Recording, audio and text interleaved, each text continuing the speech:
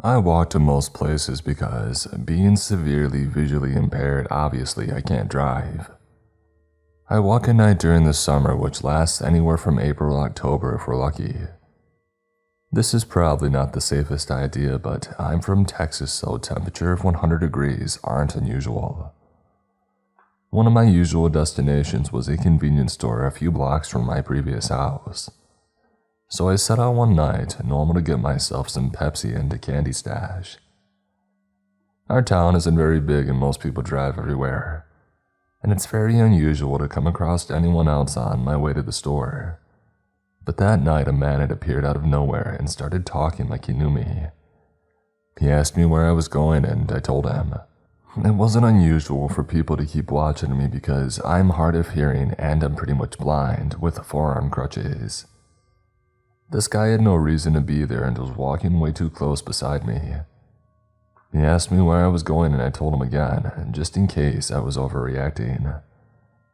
I sped up as much as I could since this part of the route is very dark with only a subway that had closed for the night by now. He definitely wasn't there to get a sandwich. I tried to appear calm though the alarm bells were ringing and I was shaken to the point that I was afraid that I would drop a crutch, which was probably the worst thing that could happen right then. Especially after he started asking what I liked in the bedroom, and he could easily have his way with me in the ditch and no one would know. I felt sick, but I continued my walk. The store was only about 20 yards away, and I knew the guy that worked the graveyard shift at the store. I got safely inside, and my friend handed me a bag to carry and stuff until I was ready to check out. And when I got up to the register, he began speaking loudly enough that my ears hurt, and I had to turn my hearing aids down because it really hurt them. "Hey, sweets, did you ever find my 3DS? I played along and he opened the half-door thing and I sat on the stool like it was normal. The creepy dude came over and slammed his Bud Light down and a 10 on the counter. After being handed his change, he went outside. He's still out there by the ice machine. After about 20 minutes, he still hadn't left.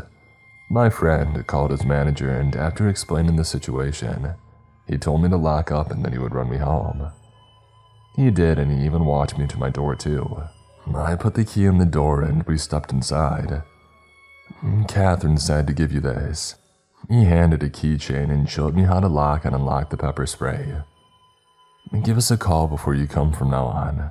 He's coming after you for the last 4 weeks now." He left and I made sure that every door and window was locked.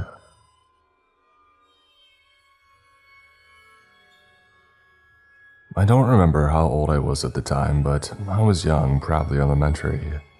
My dad, little brother, and I were driving a Ford truck to go pick up a speedboat that we had winterized. I remember that we passed a red-haired guy walking on foot, which at the time didn't seem all that suspicious. I live in a small town and people walk to their destinations all the time.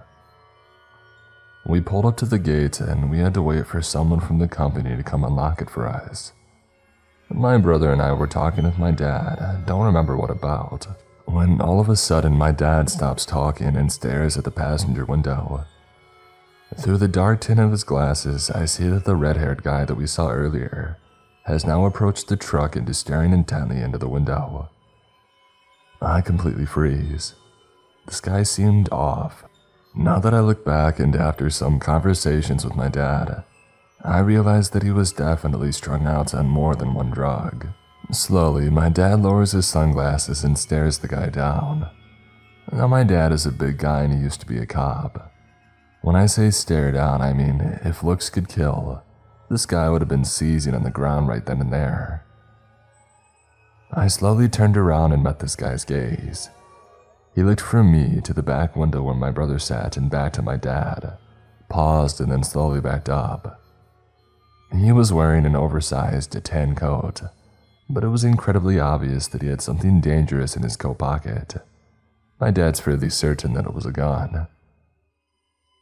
This guy was still holding my dad's gaze and he watched as my dad reached for the center console and started to lift it. The crazy druggie sped around on his heel and quickly started to walk the other way. The only weapon that my dad had in his center console was a heavy-duty flashlight, but that guy probably thought that he had a gun, and he didn't want to mess with my father. My dad called up his police friend as the guy was walking away. We got our boat, and as we were driving away, we saw the guy getting arrested.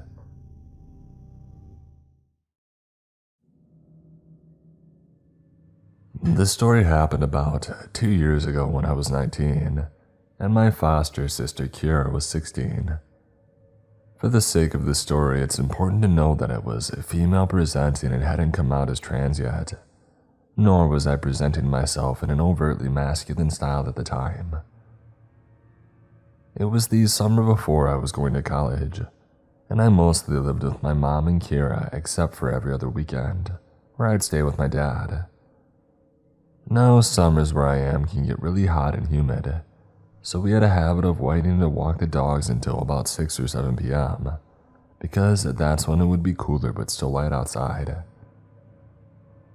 Now, this particular evening, Mom wasn't going to be home until late, though I don't remember the exact reason why. She is a woman that likes to stay busy and often participates in choirs, Bible studies, youth group events, classes, and more. So it wasn't uncommon for Kira and I to be left home alone until about 8 or 9 p.m. at night. So it was up to me and Kira to walk the dogs by ourselves, unless we wanted our younger dog, Samson, to throw tantrums due to pent-up energy.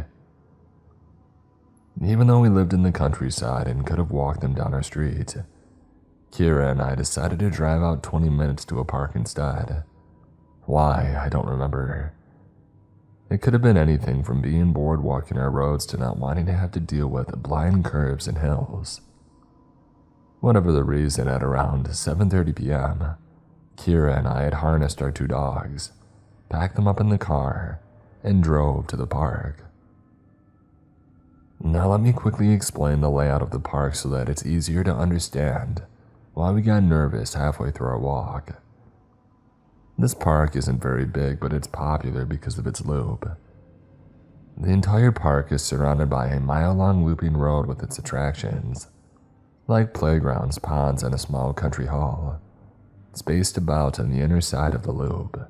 The outer side is just grass, trees, and one playground at its end. Thus, it's common and expected to pass people walking the loop at least 2 times if you're walking in opposite directions, but not if you're walking in the same direction, obviously. Many cars on this road can only drive in one direction because it's a one-way road. At first, everything about this walk seemed normal. I parked the car, we clipped our dogs to leashes, and we started on the loop. Every so often, we'd stop so I could take pictures of our good boys, particularly of Kira trying to wrangle Samson, who pulls like his life depends on it, and weaves around cause he wants to smell everything. It was while I was taking one of these pictures that the first encounter had happened. A man who looked to be in his 40s had walked past us, walking the same direction that we were, up towards the playground on the outer side of the loop. We smiled at Kira and nodded, said hello or cute dogs or something like that, and kept walking. I honestly didn't think anything of it. We're at a park at a time of day where it's common to walk around due to the cooler temperature, and people where I am are generally friendly. Smiling and saying hi is pretty normal, no matter who says it. We smiled back, maybe said hi or thanks depending on what he said, and that was that. Or so we thought. The man passed us again only about 10 minutes later, and directly across from where we had seen him previously, just like he did before. He smiled and said, hi. This time Kira and I looked at each other once he was ahead of us and stared. Well, that was weird, that kind of expression. Just 10 minutes earlier, he had passed us walking up towards the playground, and subsequently broke off from the loop, and he had been walking in the same direction as us. This time, though, he had cut in front of us, and he did it in a way where we had to stop to avoid running into him. Heck, he nearly touched Kira with how close he was walking. That was already weird in and of itself. The other weird part of him cutting past us in the opposite direction. The only way he could have done that was if he had cut across the inside of the loop, since it would have been close to impossible to pass us at a certain point from the other direction if he had decided to walk the opposite way of the loop than us. It came off almost like he wanted to walk by us again. But just like before, Kira and I brushed this weirdness off. The guy could have been enjoying a rambling stroll and done his own thing for all we knew.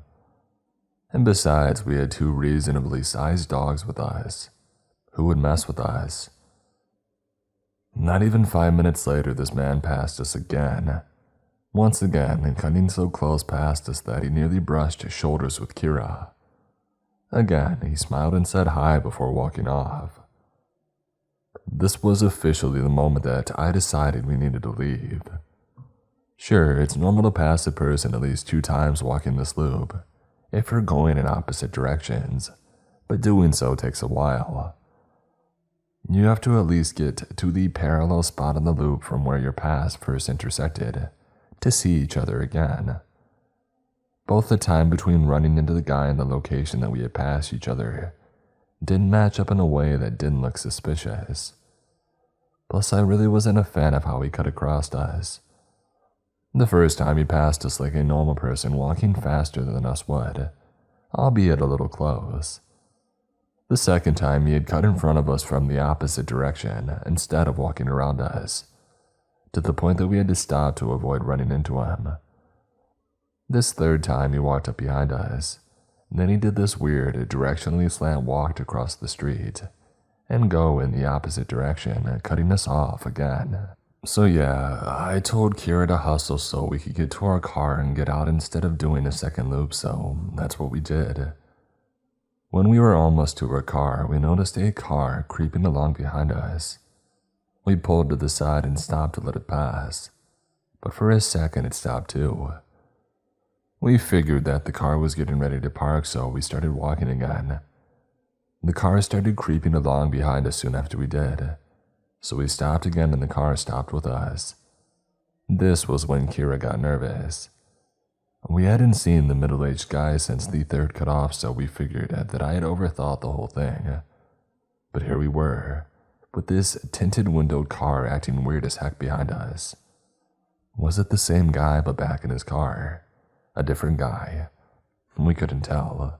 Before anything could happen, though, another car idled up to the one next to us, and whoever it was sped up to the expected 5 miles per hour. We got to our car pretty fast after that and practically picked up the dogs to get them inside of it. We got in and got out of there. My mistake, however, was neglecting my rearview mirror and the well-advised rule not to drive straight home if you're worried a stranger's taking too much interest in you. I was anxious, dumb, and primarily concerned with getting home where we could be safe. Because home is supposed to be safe, right? My naive, false sense of security. I think we got home around 8-something. The sun had finally disappeared behind the horizon, but it wasn't fully dark yet. Just that dusty purple color the sky gets before it finally accepts that it's nighttime. Mom wasn't home yet, so we got the dogs some water, locked the doors, ate a late dinner, and chilled in the living room, talking about things that didn't really matter. It was almost 9:30 when the scariest part of this whole ordeal had happened. There, Kira and I were sitting on different couches, talking about something or other when we noticed the ceiling briefly light up over where Kira was sitting. An important note here is that Kira was sitting on a small couch with her back to a window that faces out to the front of our house, while I was on a couch on the opposite wall, where I could see a sliver of the front porch. Likewise, right next to Kira was our front door, which has 3 small rectangular windows on it. Due to our long and slightly curvy driveway, it's common to see headlights stream through that window, light up the ceiling, fade, and then intensify. It means that somebody is just coming home. So when the ceiling above Kira lit up, we thought nothing of it, assuming Mom had finally come back from wherever she went that night. and we didn't take any notice of the light skipping the final arc of someone pulling all the way up the driveway either. We also didn't pay any mind to how long it was taking Mom to come inside. Mom had a habit of pulling in and then checking her phone for God knows how long before coming inside. Right after the light went off, we both heard the storm door open, but we didn't hear anyone pressing the code keys of her lock or jiggling the door handle, like Mom usually does right away. The moment the storm door creaked open, our 2 dogs jumped up and ran to the door, barking like mad. Our golden greyhound mix, Calvin, has a deep and scary bark, which contradicts his adorable appearance. Samson, our dumb goofball son who was incapable of hurting a fly but a big boy, jumps up on his hind legs and scrambles to find purchase on one of the small windows in a desperate attempt to see who's outside. Immediately, the storm door slammed shut, and we heard heavy footsteps on the cement porch. Calvin started going nuts and jumped up on Kira's couch, standing on its back instead of the cushions to look out the window. Samson ran out of the room and went out of the doggy door that leads to the back porch, which has a ramp going down into a fenced-off portion of our yard. I couldn't move. I had never understood really what it meant when people described their limbs turning to lead until that moment. It felt like I didn't have limbs, really. Like moving wasn't an option. If I moved, I might glimpse something or someone through the windows. The person could see me running around the house, freaking out, and decide to come after us after all. So I sat there, my mind steadily going blank as my heart sped up, and my limbs refused to move.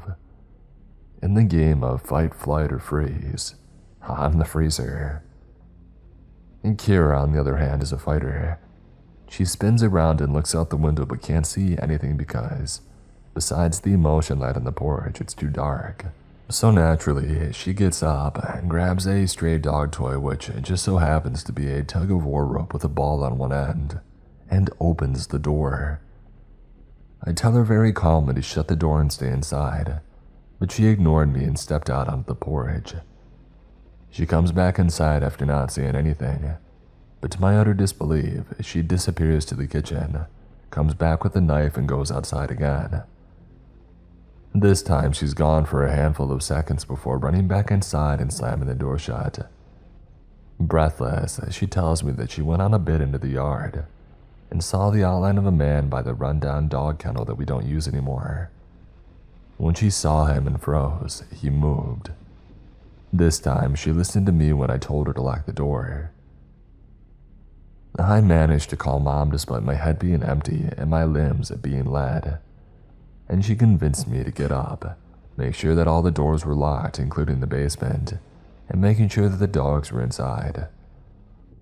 I ended up making Kira go into the fenced-up section to drag Samson back inside, because I couldn't get my legs to move after thinking about doing it myself. Cowardly, I know. After Mom got home and looked around, finding nothing, we called the non-emergency number for the police, not wanting to bother them in case we were overreacting.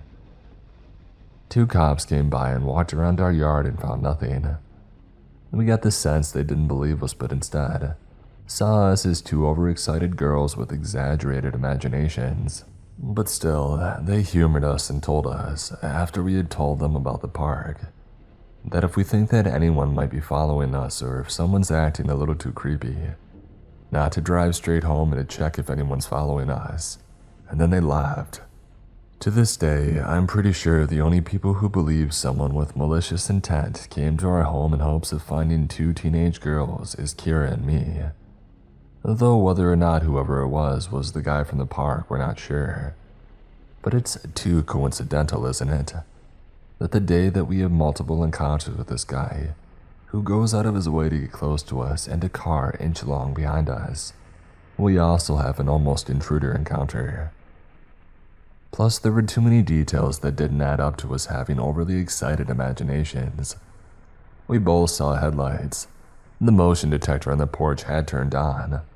The storm door had opened and stayed open until Samson had jumped up to look out the door's window. It's a very noisy door and makes sounds when opening and closing. We had heard footsteps.